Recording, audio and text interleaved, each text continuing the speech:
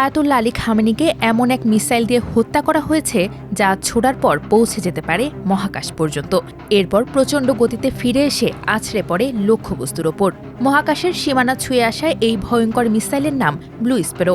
কিন্তু কিভাবে কাজ করে এই মিসাইল? কিভাবে খামেনির কার্যালয় লক্ষ্য করে আঘাত করল এটি? 28 ফেব্রুয়ারি শনিবার সকালে হঠাৎ তেহরানের আকাশ চিরে গেল এক প্রচণ্ড শব্দে। কিছু বুঝে ওঠার আগে হঠাৎ কেঁপে ওঠে খামেনির সুরক্ষিত কার্যালয়। সরাসরি আয়াতুল্লাহর কম্পাউন্ডে নিখুঁতভাবে অন্তত 30টি বোমা হামলা চালানো হয়। দ্য টেলিগ্রাফ ও নিউ ইয়র্ক পোস্টের প্রতিবেদন বলছে, ইসরায়েলের ছোড়া ওই মিসাইলের ধ্বংসাবশেষের লম্বা ধূসর সিলিন্ডারগুলো পশ্চিম ইরাকে পাওয়া গেছে। ইসরায়েল এই মিসাইলগুলো ছুড়েছে F-15 জেট ব্যবহার করে।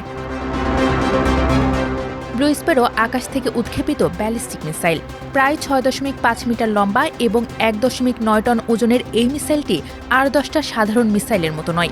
উড্ডয়নের পর এটি পৃথিবীর বায়ুমণ্ডল ছেড়ে মহাকাশে চলে যায় এবং লক্ষ্যবস্তুর ওপর পুনরায় আছড়ে পড়ে হাইপারসোনিক গতিতে।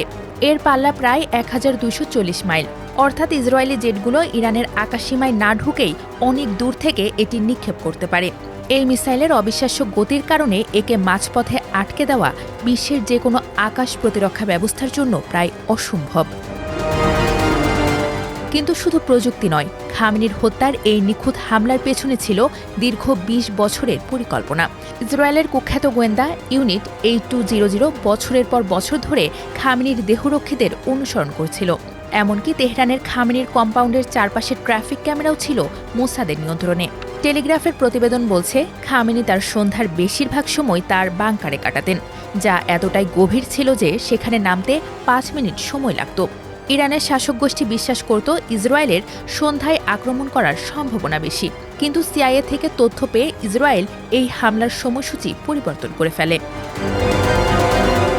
প্রতিবেদনটি আরও বলছে, এটাই প্রথম নয়। এর আগে সম্ভবত 2024 সালের এপ্রিলে ইরানে হামলা চালানোর সময়েও ব্লু স্প্যারো মিসাইল ব্যবহার করে থাকতে পারে ইসরায়েল, কারণ সেই সময়ও একই ধরনের ধ্বংসাবশেষ উন্মোচিত হয়েছিল।